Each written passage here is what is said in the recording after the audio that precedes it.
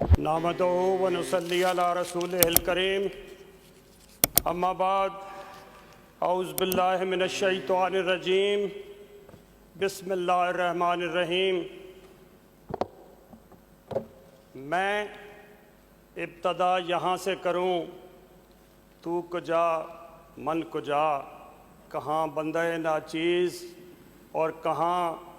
ختم نبوت پہ بات کرنا، یہ میرے لیے کسی اعزاز سے کم نہیں ہے۔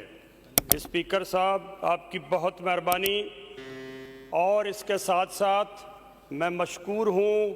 اپنے اس بھائی کا، فاروق بھائی کا، جنہوں نے وہ قرارداد جو میرے دل کو چھوتی ہے، جو ہماری رگوں میں بستی ہے، جو ہمارے ایمان کی اساس ہے، اس سے متعلق آج قرارداد پیش کی ہے۔ میں آپ کا بہت ممنون و مشکور ہوں۔ میں اس ایوان کا بھی ممنون ہوں، اس ایوان کا بھی مشکور ہوں کہ اس ایوان نے اپنی اس روایت کو ہمیشہ قائم رکھا ہے، جہاں یہ لکھا ہے وَمَا أَرْسَلْنَاكَ إِلَّا رَحْمَةً لِلْعَالَمِينَ أَنَا خَاتَمُ النَّبِيِّينَ لَا نَبِيَّ بَعْدِي۔ آج ایک بار پھر اس ایوان میں یہ قرارداد پیش ہوئی ہے۔ جناب اسپیکر، ہم جہاں اس بات کا کریڈٹ لیتے ہیں کہ 73 کے آئین، اگر 73 کا آئین معرض وجود میں آیا تو اس کے پیچھے بھٹو شہید کی مہربانیاں شامل ہیں، وہیں ہمیں اس بات پہ بھی فخر ہے کہ اس آئین میں ہونے والی دوسری ترمیم بھٹو شہید نے کی، اور وہ ترمیم یہ تھی کہ قادیانی کافر ہیں۔ الحمدللہ ثم الحمدللہ، یہ کریڈٹ میری قیادت کو جاتا ہے۔ جناب اسپیکر، بھٹو صاحب نے خود اپنی کتاب میں لکھا کہ میں بہت گناہ گار ہوں، میں سمجھتا ہوں کہ شاید میرے گناہوں کا ازالہ اسی سے ہو جائے کہ میں نے قادیانیوں کو کافر قرار دیا، اور انشاءاللہ روز محشر یہی ان کی نیکی انشاءاللہ تعالی ان کے لیے سب کچھ ثابت ہوگی انشاءاللہ۔ جناب اسپیکر، کرنل رفیع نے اپنی کتاب last 3 to 3 days of Bhutto شہید میں یہ لکھا کہ بھٹو صاحب بتاتے تھے کہ جس طرح امریکہ پہ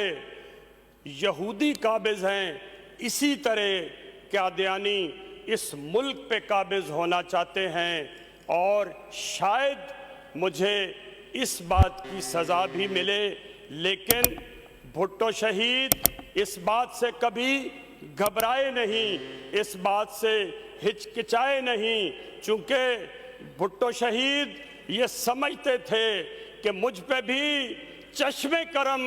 اے میرے آقا کرنا، مجھ کو بھی تو حق ہے کہ رحمت کا تقاضا کرنا، میں تو ذرہ ہوں مجھے غصت صحرا دے دے، چونکہ تیرے بس میں ہے قطرے کو بھی صحرا کرنا۔ یہ سب کچھ دیکھتے ہوئے بھٹو صاحب نے یہ ترمیم جو ہے وہ کی۔ سر، میں عرض کروں کہ قادیانی، سر مرزا غلام احمد صاحب کے لیے ان کے اپنے صاحبزادے نے یہ لکھا اپنی کتاب میں کہ میرے والد محترم اتنے سادہ تھے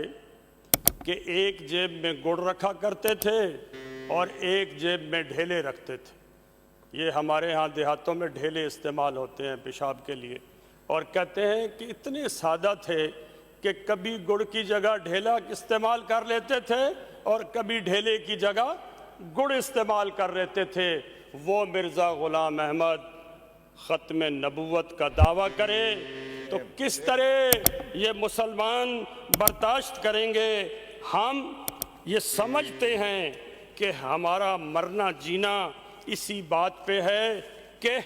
जिस तरह फरमा गए हैं हादी ला नबी आबादी, हमारी आखरत भी इसी पे है, हमारा ईमान भी इसी पे है और इंशाअल्लाह इस पे कायम दायम रहेगा। हम इनके नापाक अज़ाइम को हमेशा इंशाअल्लाह ताला खाक में मिलाते रहेंगे। जनाब स्पीकर, आपकी बहुत मेहरबानी, आपने तो मेरी आखरत का सामान कर दिया यहाँ मुझे खड़े होकर बोलने के लिए। मैं समझता हूँ कि यही मेरी आक़िबत है, यही मेरी आखरत है और मैं इस दुआ के